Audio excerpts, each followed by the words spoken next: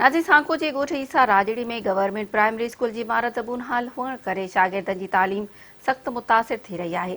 उन हवाले से ॾिसूं था नुजीबुल्ला शहर जी ही रिपोर्ट।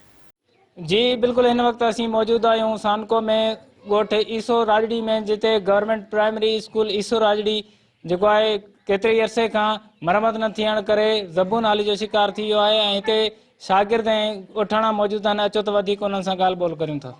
जे तव्हां ॾिसी रहिया आहियो इन स्कूल जी बिल्डिंग तमामु ज़बून हालत में आहे। हर रोज़ चपाड़ू थो किरनि ऐं असांजा ॿार बि तव्हां ॾिसो था हेठि वेठा आहिनि ऐं फर्नीचर जी सहूलियत न आहे ऐं चौदीवारी बि न आहे।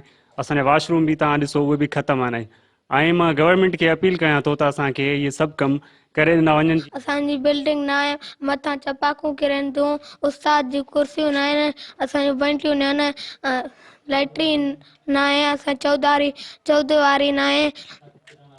असां गवर्नमेंट खे अर्ज़ु करूं था असांखे ठाराए ॾियो। त हिते माना कोई विज़िटर नथो अचे, जीअं हिकिड़े माना छोरे ॿार खे माना ईअं छॾे ॾिबो आहे। असांजे ॻोठ जो स्कूल बि माना ईअं ई माना आहे।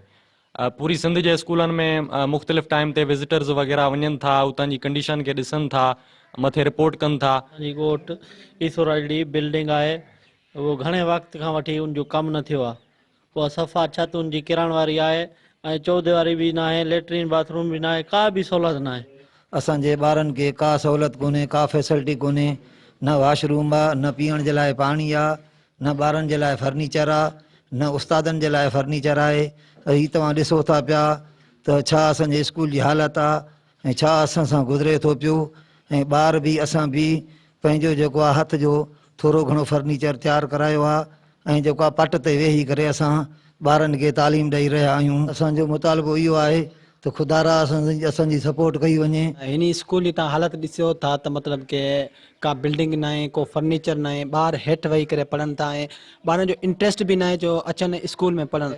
को असांजी गुज़ारिश आहे गवर्नमेंट सां त फर्नीचर ॾिनो वञे ऐं जेको आहे बिल्डिंग ॾिनी वञे। जी बिल्कुल, तव्हां गवर्नमेंट प्राइमरी स्कूल ईसो राजड़ी जे शागिर्दनि ऐं हितां जे ॻोठाणनि जूं ॻाल्हियूं ॿुधियूं। उन्हनि जो इहो ई मुतालबो हुयो त गवर्नमेंट प्राइमरी स्कूल ईसो राजड़ी में जेको तरक़ियाती कमु कराए, उनजी बिल्डिंग जी मरम्मत कराए ऐं उनजी चौदीवारी ठीकु कराए करे उन्हनि जा जेको आहे आंज ख़तमु कया वञनि। कैमरा मैन गफ़ार शर सां गॾु नजीबुल्ला शर, मेरान टीवी, सानको।